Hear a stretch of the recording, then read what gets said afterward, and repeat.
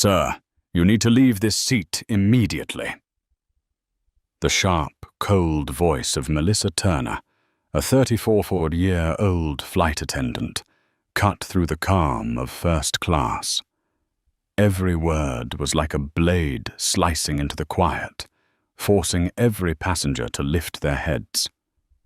In that instant, first class, usually a sanctuary of fine wine and polite smiles, transformed into a stage where every eye locked on one black man, sitting silently in seat 1A.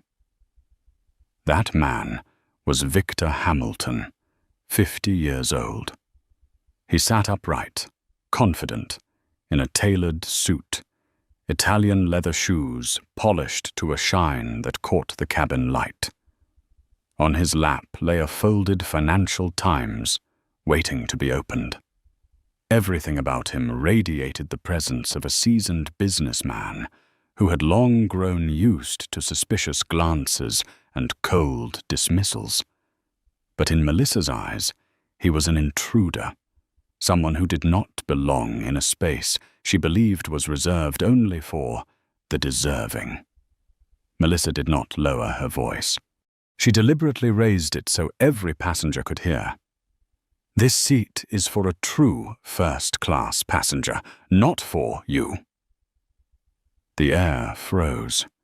A wave of unease swept across the cabin. In the row behind, a white man with arms folded and an air of entitlement, Richard Coleman, 46, a long-time Platinum member, curved his lips into a smug smile. He lifted his chin like a king, reclaiming a throne. In Richard's eyes, Victor was nothing more than an intruder, a mistake that needed immediate correction. Victor remained still, his eyes calm as a lake. The only sign of storm within was the tightening of his jaw. He knew that look. He had seen it thousands of times in his life, the look that said, "You don't belong here." Outside the window, the midday sun reflected against the steel wing, casting a glare like a spotlight on a theater stage. Inside, a few passengers instinctively reached for their phones, recording what they sensed would become a story worth telling. They had no idea they had just begun filming a chapter of history. Melissa stepped forward, blocking the aisle, trapping Victor in the center of an invisible circle. "I need to see your ticket and the credit card used to purchase this seat. First class requires verification." Her voice was sharp, steeped in authority.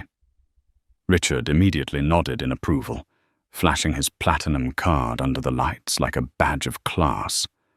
"I fly this route twice a month," he declared, shaking his head with feigned disgust. "Never seen chaos like this. Unbelievable." Beneath the words was an unspoken message.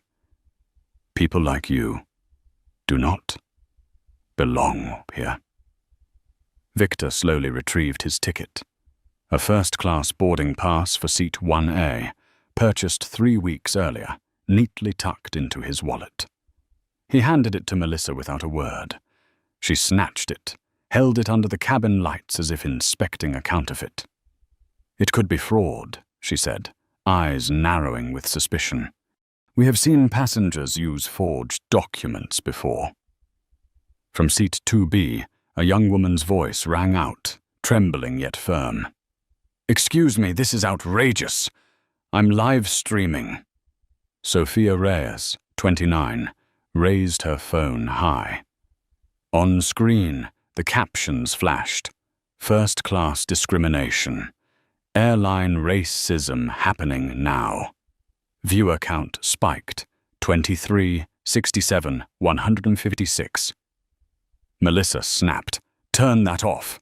This is an internal matter." But Sophia stood her ground, her eyes blazing. "No, this is racism. I will record everything." Richard chimed in again, voice loud and theatrical, as if performing for the cabin. "I have a $500 million meeting this afternoon. This needs to be resolved now. As a Platinum customer, I demand priority." He stressed the word priority like a command. Victor remained silent, but when his leather briefcase shifted slightly open, a glint revealed embossed letters, Hamilton Capital Group. Resting on the folded newspaper, the headline stood stark. Skyreach Airlines merger. Vote today at 2 p.m. His phone buzzed in his pocket. A notification lit up. Board members arriving for emergency vote. Melissa clutched the ticket tighter, raising her voice as if afraid someone might miss the performance. "I still need the credit card for verification. This is mandatory security protocol." From seat 3A, an older woman whispered to her husband, "This is absurd." But she quickly turned away, avoiding Victor's eyes, just like so many who had chosen silence in the face of injustice. Victor lifted his gaze, his voice deep and hopeful. Each word honed like a blade. "Tell me, what about my appearance makes you concerned about security?" Melissa froze. Her rehearsed script crumbled.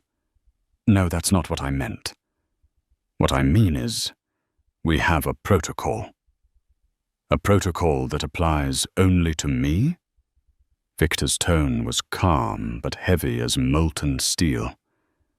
"Did you ask any other passenger for their credit card?" Richard jumped in, scrambling. "This has nothing to do with race. It's simply seating policy." Victor turned, his eyes like ice. "Have you ever been asked for your credit card?"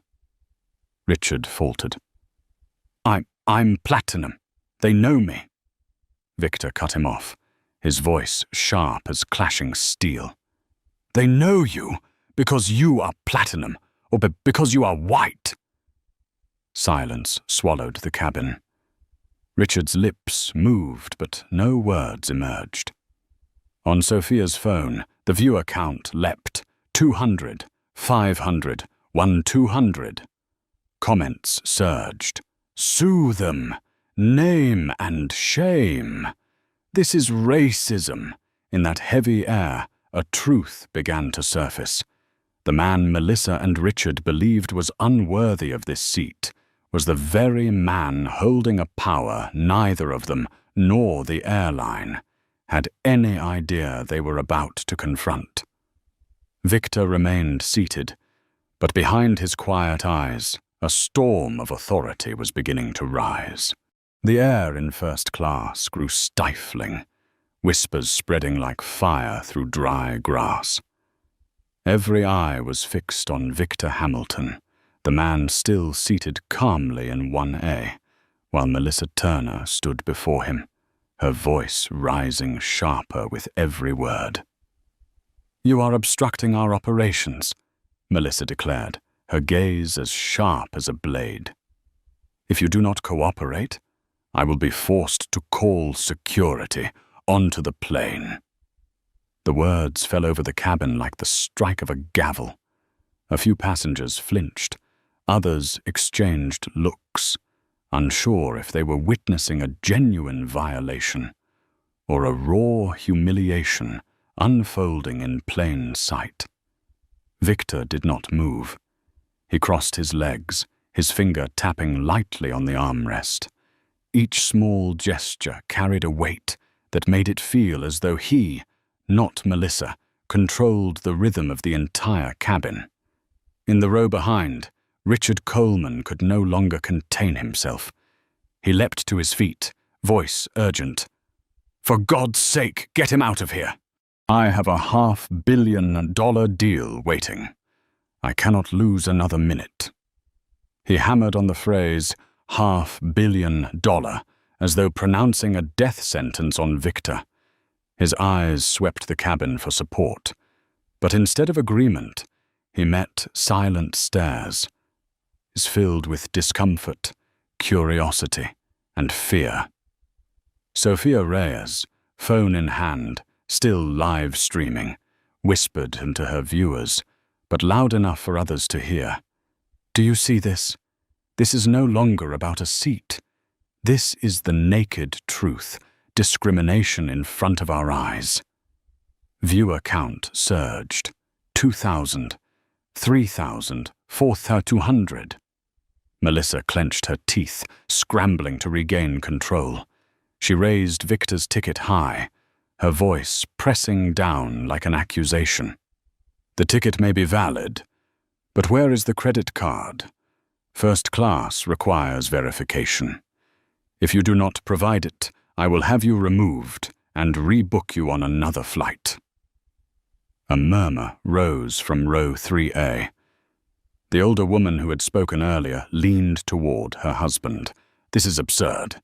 They've never asked us for a card."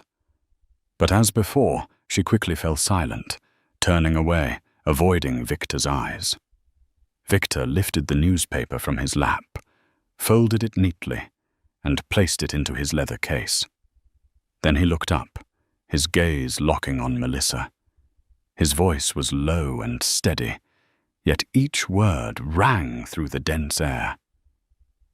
"Miss Melissa Turner, tell me this. Among every passenger in this cabin, why am I the only one asked to produce a credit card?" In that moment, first class was consumed by silence. A silence so heavy it carried the faint metallic hum from the windows. Melissa stammered, fumbling for words. This is a security procedure for special cases." "Special?" Victor tilted his head, his voice resonating like an indictment. "Special because I am sitting quietly reading a paper? Or special because the color of my skin does not match this seat?" The question cracked through the cabin like thunder. Some passengers swallowed hard. Others lowered their heads. Richard Coleman, his face flushed crimson, thrashed to reclaim ground. "Don't turn this into a race issue," he shouted, his voice shaking. "This is just seating policy. Policy!" Victor turned fully toward him, eyes like shards of ice that pierced through every defense. "When was the last time you were asked to show a credit card in first class?" Richard stammered. I am platinum. They know me." Victor cut in, swift and sharp as steel striking stone. "They know you because you are platinum, or because you are white." Silence blanketed the cabin. This time, even Melissa was frozen, her mouth slightly open, unable to form a single word. Sophia lifted her phone closer, her voice trembling with excitement. "Do you hear that? He just turned the entire situation upside down." The viewer count shot up wildly. 5,000, 7,000, 9,300. Comments poured in. "Expose them. He's a lawyer. This is history live." Melissa gripped the ticket tighter, sweat beading at her temple. She felt her audience slipping away from her, in the very stage she had built. But pride, the same pride that had carried her to chief attendant, still clung on. "You just need to cooperate. I can rebook you on another flight. First class, free of charge." Victor raised an eyebrow, a thin smile flashing like the edge of a blade. "Rebook me for the very seat I legally purchased 3 weeks ago." How generous. The intercom crackled, the ground staff's voice carrying. "Flight 892 to Seattle will depart in 30 minutes. Passengers, please settle into your seats." Richard ground his teeth, turning on Melissa, his voice seething. "Get him out. I am about to lose my contract." Melissa nodded, then bent down, her voice low but loud enough for all to hear. "If you do not leave voluntarily, I will call security right now." Victor looked directly at the name tag pinned to her chest, reading softly, "Melissa Turner." He smiled, calm yet edged with warning. Go ahead. Call security to remove a passenger quietly reading his paper in the seat he lawfully purchased. The whispers in the cabin ceased. Everyone held their breath, because in that smile they no longer saw a helpless passenger. They saw a storm of power rising, one ready to sweep away every illusion about place, privilege, and the color of skin. First class held its breath. Every eye remained fixed on Victor Hamilton, the black man, sitting motionless in seat 1A. Outside the window, sunlight struck the metal wing, scattering into blinding shards, as if the sky itself sought to illuminate the confrontation unfolding inside. Melissa Turner gripped the ticket in her hand, her voice tightening. You are causing a disturbance. If you refuse to comply with instructions, we have the authority to act under federal aviation regulations. She invoked the word regulation, hoping it would serve as a shield of legitimacy. But Victor only tilted his head slightly, his eyes cold. His voice carried, calm yet cutting. Regulation. 580. I know it by heart. It applies only when a passenger refuses to follow reasonable and safe crew instructions. He paused, letting every passenger absorb the weight of his words. So tell me, Miss Turner, how does asking me for a credit card relate in any way to flight safety? The cabin fell silent. A middle-aged man in seat 3C cleared his throat, as though to break the tension, but every gaze remained locked on Melissa. She blinked, her lips trembling, the authority in her tone beginning to crack for the first time. I am only following procedure. Procedure, Victor cut in, his voice low but striking like a hammer. Have you asked every first-class passenger here for a card, or only me? His words sliced through the air. Richard Coleman, standing nearby, scrambled to interject, his voice shaking with anger. Stop twisting the law! Just move him to economy or throw him off the plane and be done with it! Victor turned, his gaze pinning Richard in place. That look alone seemed to rob the Platinum member of his balance. When was the last time you were asked to prove you belonged in this cabin, Richard? When? Richard faltered, stammering, I am Platinum. They know me. Victor nodded slightly, a thin smile curling at his lips like the edge of a blade. They know you because of your membership status, or because you are white. Silence blanketed the cabin. An invisible blade had just sliced through every excuse. Sophia Reyes, seated in 2B, still trembling with her phone in hand, whispered to thousands watching her live stream. You see it, don't you? He doesn't need to shout. He is dismantling everything with truth. Her screen numbers spiked wildly. 10,000, 15,000, 20,000 viewers. Comments poured in. This is racism caught live. Expose them all. He's destroying them with the law. Melissa felt the world turning against her. Sweat gathered at her brow. Her hand shook so badly the ticket nearly slipped from her grasp. But pride clung on, pulling her voice back. All you need to do is cooperate. If not, we will rebook you on another flight, free of charge. That is the airline's best offer. Victor let out a soft laugh. It was not a laugh of joy, but one that cracked like a whip across the air. Free of charge? You want to gift me what I already paid for? You call that generosity? Some passengers bowed their heads, but in their eyes flickered sparks of agreement. In 3A, the elderly woman who had whispered before spoke up this time, her voice trembling but resolute. "He is right. I have flown first class many times, and never once have I been asked for a card."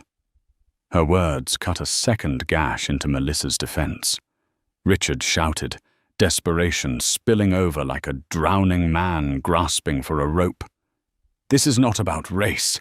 Stop making it about that." Victor turned back, his voice steady, his eyes flames hidden in ice. "Not about race? Then put it in writing. Make it policy in black and white. If not, then all you are doing is bias and prejudice." His words exploded through the cabin like fireworks. Sophia whispered into her phone, "He just turned this cabin into a courtroom." The viewer count surged. 25,000, 30,000. Melissa's legs felt as though the floor had given way. Her voice cracked, part threat, part plea. "If you do not leave, I will call the flight manager. And then this will become far more serious." Victor tilted his head slightly. He did not fear. He did not rage. Every movement was deliberate, controlled. He rose, his shadow stretching over Melissa's smaller frame. His voice was deep and sharp, cutting through the silence. "Melissa, the person making this serious is not me, it is you." The cabin froze in deadly stillness. Some passengers stopped breathing. Sophia's grip on her phone tightened. Richard involuntarily stepped back. At the end of the aisle, the steady rhythm of high heels echoed against the carpet, each step like a drumbeat of war. The flight manager was approaching. A new storm was about to break, and everyone was about to witness the moment when the balance of power shifted entirely toward the man who had seemed humiliated, but who now held the leverage to bring down an entire system. The sharp sound of high heels striking the carpet echoed like war drums, each step thickening the air in the cabin. Every passenger turned to look, and then she appeared.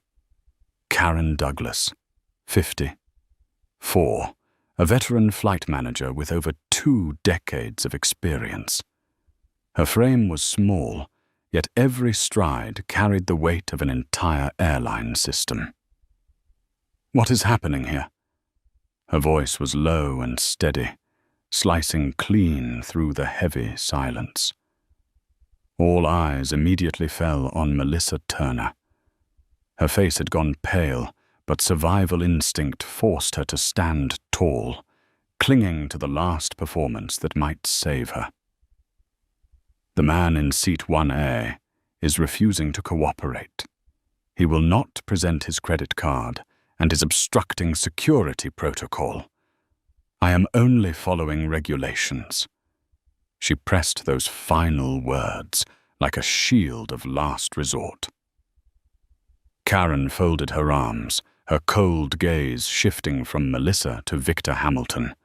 With a single glance, she saw the contrast. Melissa trembling, Victor composed. He sat upright, eyes fixed on her, as if he were the one presiding over the hearing. "Refusing to cooperate, how exactly?" Karen pressed, her tone sharp. Melissa faltered. "He will not show a credit card.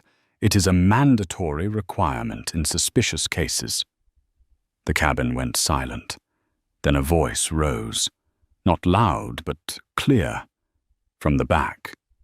The elderly woman in seat 3A. "That is not true. I have flown first class countless times, and never once have I been asked for a card. Only he was." The words pierced the flimsy defense Melissa had built. A few passengers nodded quietly, whispering their agreement. Sophia Reyes, still live streaming, leaned into her phone, eyes blazing. You heard it. A witness on the spot, or no more excuses. The view count surged. 35,000. 40,000. Comments poured in. She's exposed. This is systemic. Karen clenched her jaw and turned to Victor. Sir, I am the flight manager. Is there any issue with your ticket?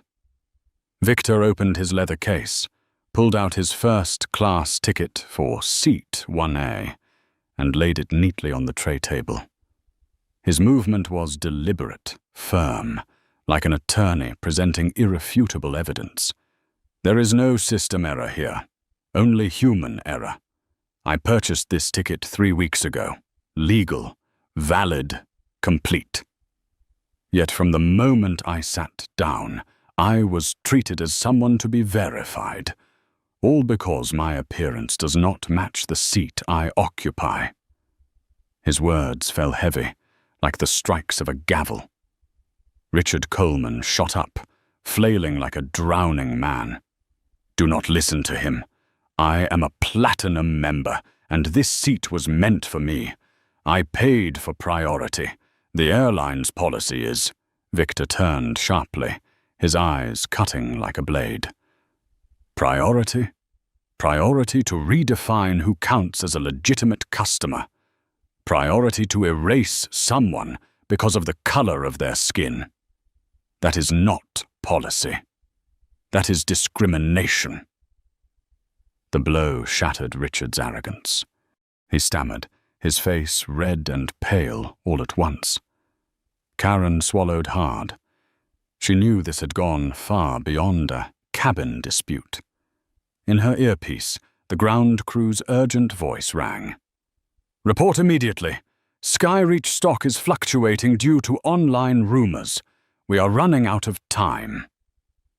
Karen looked at Victor, but now her eyes no longer interrogated. They carried caution, because in his calm composure, she recognized he was no ordinary passenger. He knew the law. He knew his rights. And he knew how to make the entire world watch. Victor leaned forward slightly, his voice low but resonant, clear as a bronze bell. You are the manager? Then manage. Because if you continue to cover this up, the airline will not just lose one passenger. You will lose much more. Far more. It was not a threat, but a warning that echoed like destiny. Richard cried out again, desperate for a lifeline. I have a $20 million deal waiting. This flight cannot revolve around someone who does not belong here. Victor turned his head, a thin smile curving across his lips. 20 million? To me, that is the price of an apartment. I closed a deal 25 times that before breakfast. Gasps rippled through the cabin. A few passengers' mouths fell open. Sophia shouted into her live stream. Did you hear that? He just crushed a platinum member with the language of money itself. Views shot past 50,000. Comments exploded. He's a shark. He runs the boardroom. At that moment, the cabin door swung open. 2 security officers entered. Officer Bennett and Officer Cruz. Uniforms crisp, hands hovering near their belts. Each step they took poured lead into the air. Karen drew a long breath. Finally, they are here. But she did not yet realize this was no longer about discipline. This was about to become a corporate crisis. Victor lifted his gaze toward the officers, his eyes cold and cutting. His voice rang out, deep and resolute, like the final strike of a gavel. You arrived just in time. Record everything, every word, every action. Because this will not vanish. This will become evidence. The cabin felt suffocating. Phone screens lit up across the rows. The truth was no longer in the crew's hands. It belonged to the world. The first-class cabin door closed behind the two officers. Their footsteps were heavy, dragging with them the weight of the law. Officer Bennett, in his 40s, had a square jaw and eyes accustomed to giving orders. Officer Cruz, younger at 30, too, still carried a trace of hesitation in his gaze, like a soldier not yet hardened by confrontations.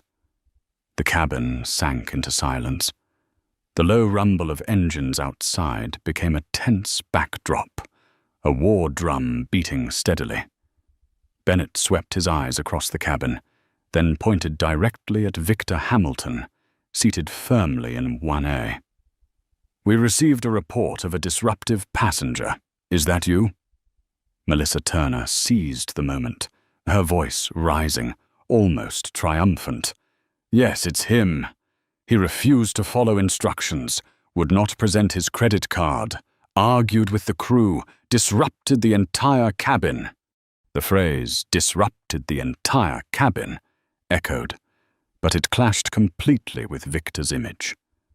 Seated upright, his newspaper folded neatly in his case, his gaze calm. Bennett nodded, his hand brushing the baton at his hip, ready to draw at the slightest cue. The cabin held its breath. A flicker of fear touched several passengers. If this escalated, the serene luxury could descend into chaos in seconds. Victor slowly lifted his head. His voice emerged low and steady, like an underground current. "Before you write a single word in your report, hear me clearly. I sat in seat 1A, a seat I purchased 3 weeks ago. I read my newspaper. I did not disrupt. I did not compromise safety. Yet I was asked for documents no one else here has been asked for. The only reason? My appearance does not match this seat." Silence froze the air. Melissa hissed, "Do not twist the truth. That is mandatory procedure." Victor turned, his eyes slicing like blades. "Procedure? Then show me. Which document, which written policy states that first-class passengers must present a credit card when holding a valid ticket? Put it in writing, black and white." Melissa's words caught in her throat. Richard Coleman, his face flushed, leapt in, his voice desperate, like a drowning man grasping. "It is an unspoken policy, we all know it." Victor's gaze cut through him like a laser. Unspoken? An unspoken policy to define who is legitimate, or to erase those who do not look like you. His words struck like a hammer. Richard stammered, lips moving without sound. Sophia Reyes whispered into her phone, her voice trembling with excitement. He just demanded the policy in writing. No room to hide now. Viewers surged. 60,000, 70,000. Comments flooded. Show the policy, he knows the law. Expose them live. Cruz glanced at Bennett, then at Victor. His eyes flickered. One question lingered in his mind. What if the man was right? Victor pressed forward before they could regain control. His voice was sharp as steel. Do you know Title II of the Civil Rights Act of 1964? It forbids denial of service on the basis of race. And Section 40127 of the Aviation Code. It prohibits airlines from discriminating against passengers based on race or nationality. The cabin trembled. Some passengers inhaled sharply, as though struck in the chest by truth itself. The elderly woman in 3A, silent until now, whispered to her husband, "He is right. I have seen this before. Melissa's face drained of color. She fought to cling to authority. You are obstructing this flight. This is a security issue, Victor cut in, his tone cold as ice.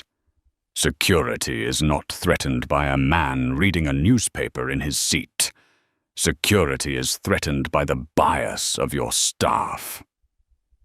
A wave of murmurs rippled through the cabin. Everyone sensed the balance of power had shifted. Sophia whispered to her stream. He just turned the law back on them. This is no longer about a seat. This is the groundwork for a lawsuit. Viewers skyrocketed. 80,000, 95,000. He's a lawyer. Sue the airline. This is history. Richard Coleman, desperate, pointed a trembling finger at Victor. Enough. Throw him off. I have a $20 million deal waiting. I will not let someone like him ruin it.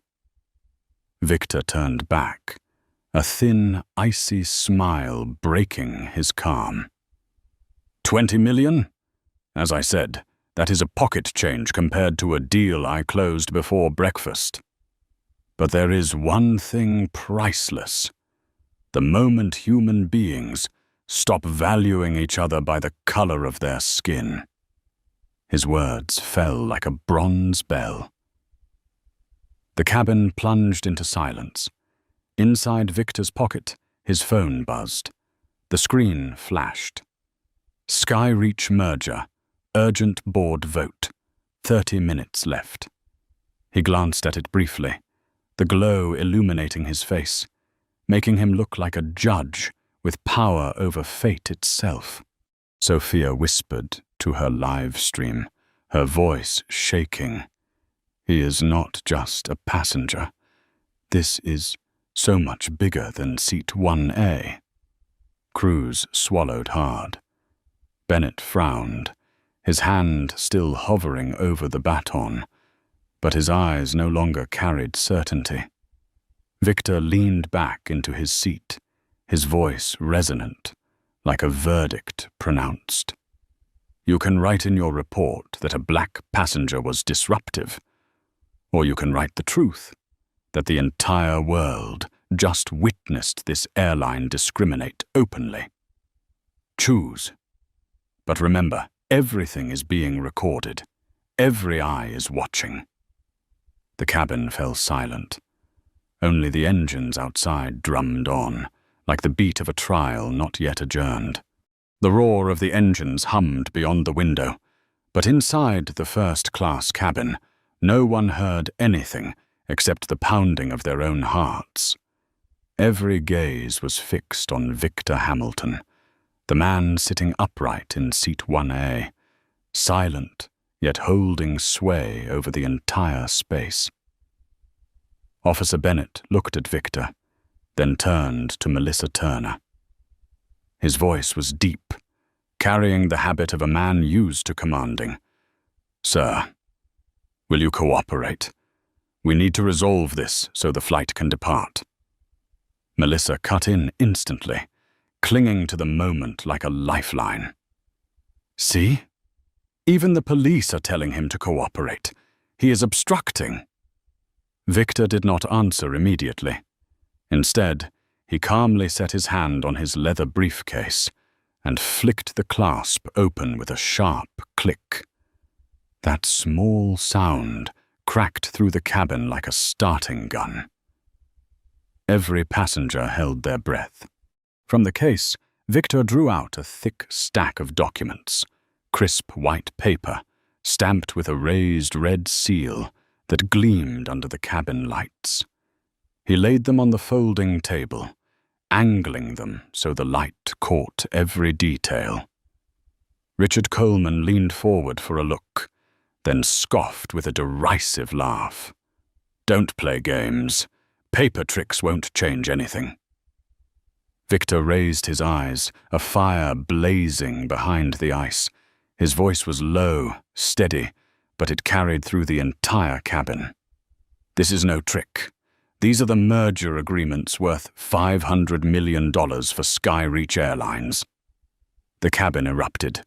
Gasps broke out. Hands flew to cover mouths, and Sophia Reyes nearly dropped her phone. The livestream counter shot past 100,000 in an instant. Comments flooded the screen. What? He owns the deal. $500 million merger. This is history. Karen Douglas, the flight manager, froze, her face tight with shock. You are involved in the merger. Victor closed the file gently, tapping his fingers against the cover. Not involved. I am the deciding vote. 12% stake, 1 golden share on the board. Without me, the deal collapses. And right now, over 100,000 people are watching live to see how your airline treats one of its own investors. Melissa's face drained of color. She staggered half a step back, still clutching the ticket as if it could anchor her to a truth already shattered. Richard forced out a laugh, brittle and shaking. You're bluffing. No one would bury an entire airline over 1 seat. Victor's gaze locked on him, a thin smile flashing like a blade across the throat of arrogance. Your 20 million? I could erase it with 1 keystroke. $500 million in a merger? I can sink it with a single call. And the market will take care of the rest. Do you want to test me? Richard swallowed hard, sweat gathering on his forehead as he stepped back, silent now. Sophia turned her phone toward herself, her voice trembling but exultant. Everyone, you heard that. He just brought down an airline with a single sentence. The viewer count surged. 120,000, 140,000. He's the investor. Unmask them all. The Washington effect. Officer Cruz, the younger of the two, glanced at the documents and whispered to Bennett. He might really be the lead investor. Bennett frowned, his hand dropping from the baton, doubt flickering in his eyes. Victor leaned back, his voice slow and deliberate, each word striking like a hammer. You are officers. You write reports. But remember, any wrong word you put down will become evidence against you, because hundreds of thousands are recording this, and when I step off this plane, I will not be the one answering in court. Karen's heart pounded. In her earpiece, the operations center barked frantically. Stock down 7%. Media calling non-stop. We need resolution now. Victor looked straight at Karen, a razor-thin smile curving his lips. You are the manager. You should know that sometimes the real price doesn't come from a technical fault. It comes from losing something called dignity. The cabin fell into stunned silence.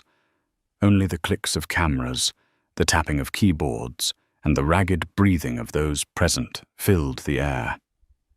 Then Victor's phone vibrated once more. He tapped it on speaker. A deep, commanding voice thundered through the cabin. Mr. Hamilton, this is Robert Hale, CEO of Skyreach Airlines. We have been briefed on the incident. We need to talk immediately. Shock rippled through the cabin. Every eye turned to Victor.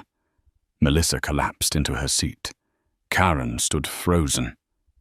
Richard trembled, and Bennett and Cruz remained rooted, realizing they had stepped into a game far beyond their authority.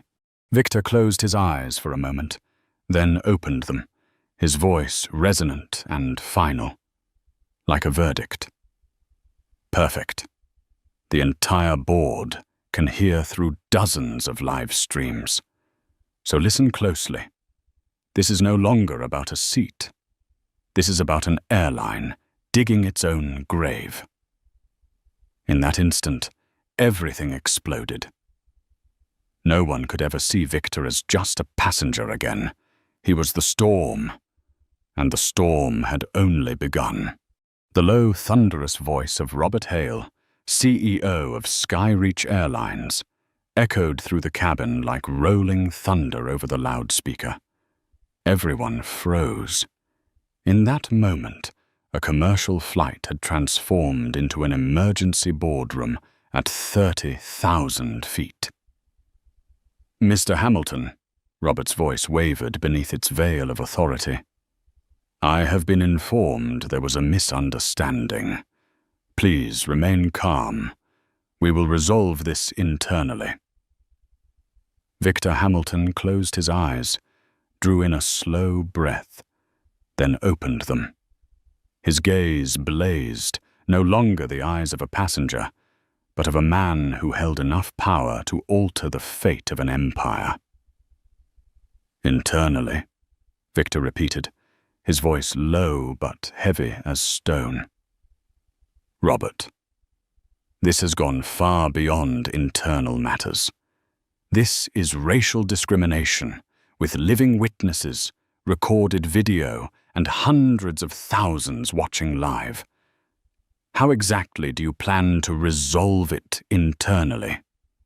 Silence the world?" The silence that followed was taut as a drawn bowstring. Karen Douglas, the flight manager, gripped her iPad, palms slick with sweat. Melissa Turner collapsed into her seat, her face pale, mascara streaked across her cheeks. Richard Coleman held his forehead like a man who had lost everything. Robert Hale's breathing rasped through the line as he struggled to maintain authority. "We will investigate. We will issue appropriate disciplinary action." "No," Victor cut him off, his voice sharp as a blade. "Investigations are stalling tactics. Discipline is a show to pacify outrage. I am not talking about punishing individuals. I am talking about systemic change." Every pair of eyes widened in shock. Sophia Reyes, live streaming with trembling hands, whispered, "Do you hear that? He isn't just demanding justice for himself. He is demanding change for the entire airline." The viewer count surged past 180,000, 200,000. Comments streamed in. "He's rewriting the rules." The Hamilton Protocol is born. Victor raised the merger documents high, the cabin light catching the embossed logo. "Robert, this $500 million deal is teetering on the edge. If you want Skyreach to survive, listen carefully to my 5 conditions." The cabin fell utterly silent, the only sound the thundering of hearts witnessing history. Victor raised one finger, his voice ringing out. "First, every employee involved in this incident, from the flight attendant to the supervisor to anyone complicit, will be terminated immediately. No suspensions, no reviews, terminated." Melissa burst into sobs. "Please, I have 3 young children." Victor turned, his eyes cold as steel. "You should have thought of them before you turned discrimination into routine. Children don't need a mother who makes excuses for prejudice. They need a mother who shows respect for human dignity." The air in the cabin grew suffocating. On the line, Robert Hale fell silent. The clattering of keyboards echoed faintly through the speaker, proof the board of directors was transcribing every word. Victor raised his second finger. "Second, every front-line employee, from ticketing to security to flight crew, will undergo unconscious bias training. Not an online box, checking course, but live, intensive programs led by human rights experts." Sweat trickled down Karen's temple. She knew the cost would be massive. She also knew refusal was suicide. Victor raised a third finger. "Third, all customer interactions will be recorded with body cameras. The data must be stored on an independent cloud system monitored by a third party, no cover, oops, no deletions. Murmurs rippled through the cabin. Some passengers straightened in their seats, nodding. They understood this would redefine the flying experience. Richard Coleman leapt in, his voice dripping disdain. "You want to turn the airline into the police?" Victor fixed him with a razor smile. "No, I want to turn it into a responsible company. The average discrimination lawsuit costs $2.3 million. A global camera system, less than 1/10 of that. This is basic economics, Richard. But perhaps you never understood." Richard's face flushed crimson, his words caught in his throat. Victor raised a fourth finger. "Fourth, the airline will conduct monthly diversity audits. Reports must be made public, unaltered, and unhidden. If Skyreach evades this, I will liquidate all my shares and announce the reason. Systemic racial discrimination." Karen gasped. In her earpiece, operations control barked frantically. "Stock is still plummeting, down 11%. The board demands immediate updates." Victor raised his final finger, his gaze slashing through every excuse like a blade. "Fifth, all discrimination complaints must reach executive level within 24 hours. Any repeat offense will not be pinned on middle management alone. The entire board of directors will answer to shareholders and to the public." His words landed with the weight of a death sentence. The first-class cabin fell into a tomb, like silence. Those present understood they had just heard not merely personal demands, but a new constitution for the entire airline industry. On the line, Robert Hale exhaled heavily. His voice returned, ragged but resolute. "Mr. Hamilton, these 5 conditions, they will transform the entire company." Victor replied, his voice deep and resonant, tolling like a bronze bell. "Exactly. And if Skyreach does not transform, it will cease to exist." Sophia whispered to her live stream audience. "You just witnessed an airline forced to reform, mid-air." The viewer count soared past 250,000. Comments detonated. "Hamilton Protocol. Respect is power. This is history." And Victor sat quietly in seat 1A. A passenger once humiliated. Now the man rewriting the rules. The first-class cabin was silent after Victor Hamilton finished speaking.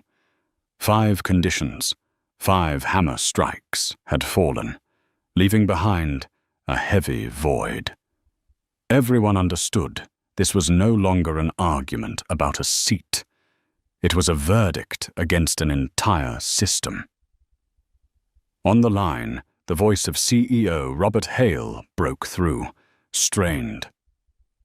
"Mr. Hamilton, we need time to consider. These reforms will cost tens of millions of dollars." "We cannot." Victor cut him off, his voice slow, every word slicing like a blade through bone. "Robert, you have had years to fix this. I give you 90 days. If not, Washington Equity Partners will withdraw all capital. And I will make the reason public. Systemic racial discrimination." A deadly silence followed. Sophia Reyes lifted her phone closer, whispering, her voice trembling. "You heard it. He didn't just give conditions. He gave an ultimatum." The viewer count exploded. 300,000, 350,000 comments poured in. "This is corporate war. Hamilton just rewrote history. Respect is profit." Karen Douglas swallowed hard, her hands shaking. She knew Victor's words were not empty threats. She saw in his eyes the confidence of a man accustomed to wielding numbers powerful enough to shake markets. Melissa Turner buried her face in her hands, sobbing, each tear an indictment of her own role in sparking the storm. Richard Coleman gripped the armrest, his face pale. He had once believed his platinum card was the key to every door, but today he realized its value was dust compared to the power of the man he had just scorned. On the line, the clatter of keyboards echoed. Then another voice spoke. CFO. David Morrison. Mr. Hamilton, we've run preliminary numbers. The initial cost to implement these requirements is at least $18 million. At current margins, Skyreach will plunge into losses. Victor's expression did not change. He pulled another report from his leather case, holding it up to Sophia's camera, so hundreds of thousands could see. The bold figures gleamed under the cabin lights. David, last year, Skyreach lost $23.7 million to discrimination lawsuits, an average of $280,000 per case. And that's only the ones that surfaced. Today, this single incident could cost $2 million in legal fees. You call that saving money? I call that bleeding capital. The cabin trembled with shock. A few passengers clapped instinctively, then stopped, afraid to break the courtroom's silence. Robert Hale's voice returned, ragged like a drowning man. Mr. Hamilton, we have no choice but to agree. But we need a public statement from you to salvage the company's image. Victor leaned slightly forward, his eyes blazing, his voice resonant and unyielding. Public? Very well. I will speak here and now, through hundreds of thousands of live streams. He signaled Sophia to steady her camera, then looked directly into the lens as though locking eyes with the entire world. Listen, Victor said, his voice ringing, each word etched like a blade into collective memory. This is not a story about money. This is a story about dignity. And in business, dignity is not just a moral value. It is the most sustainable asset.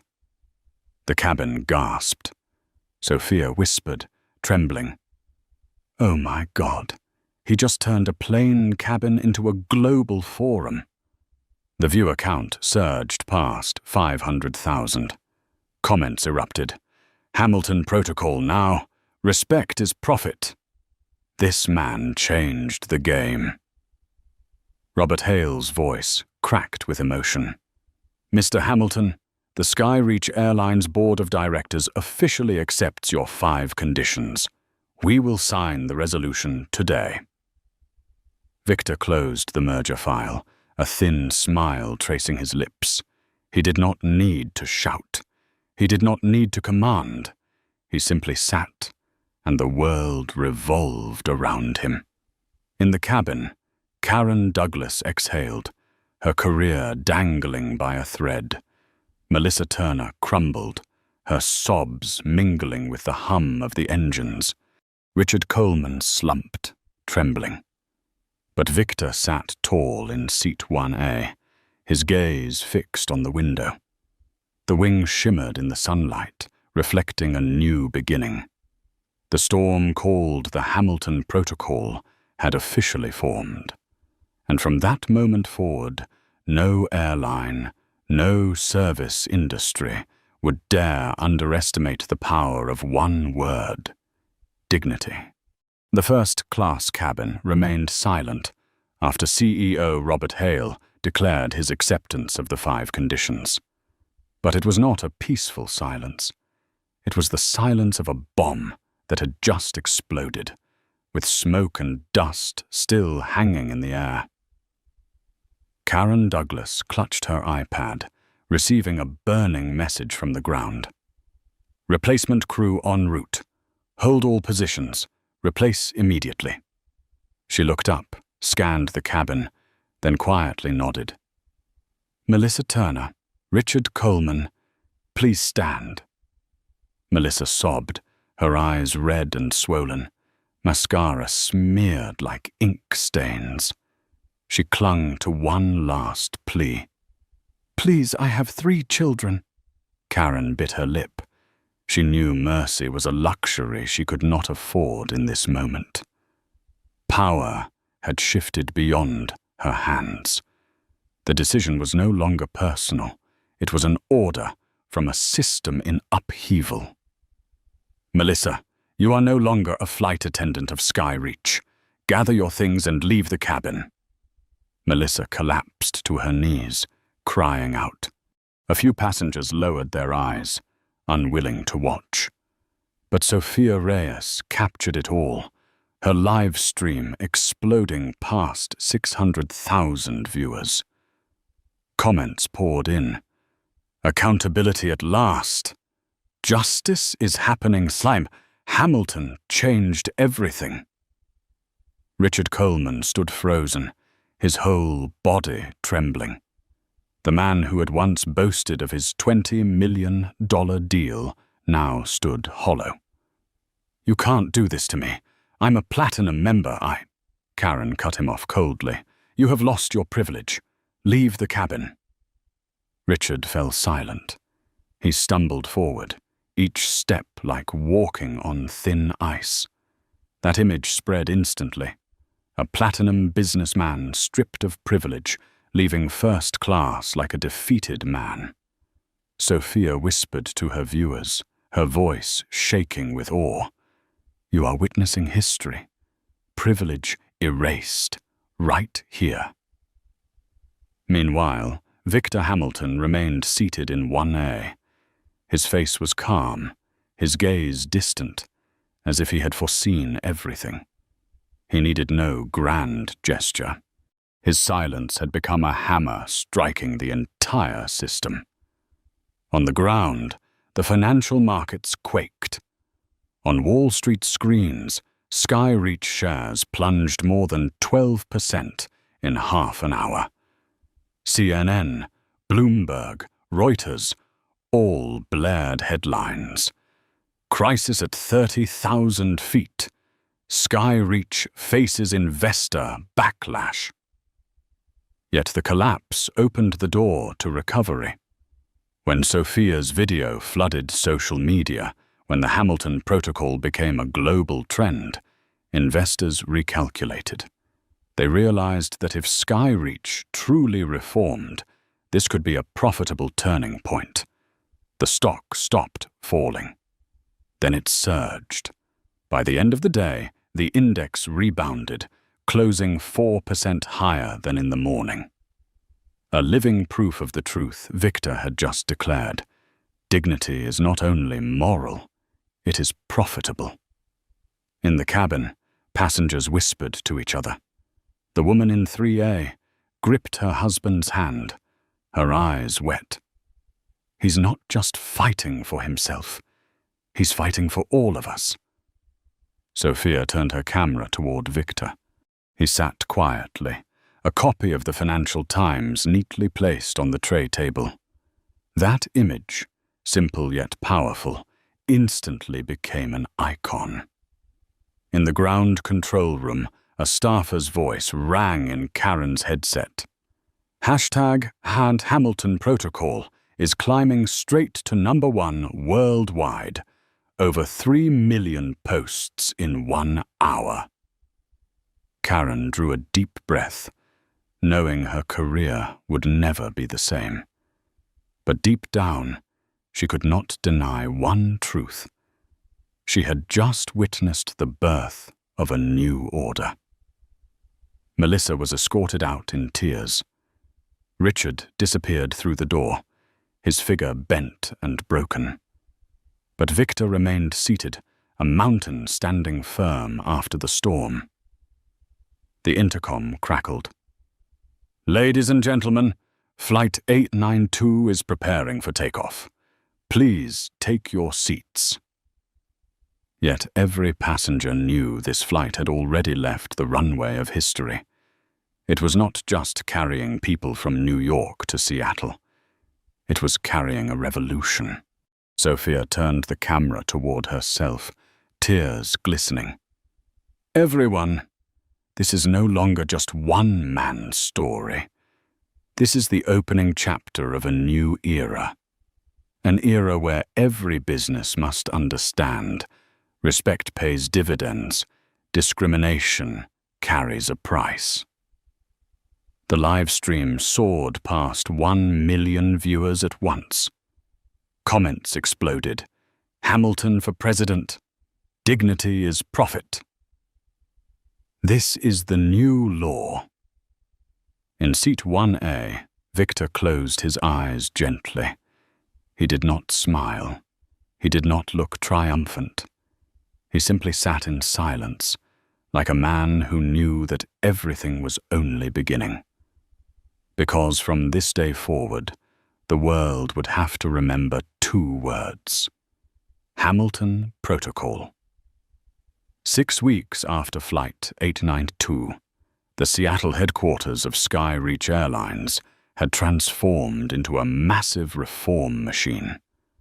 On the 32nd floor, the boardroom that once gleamed with profit reports had become a punch for revolution. Dr.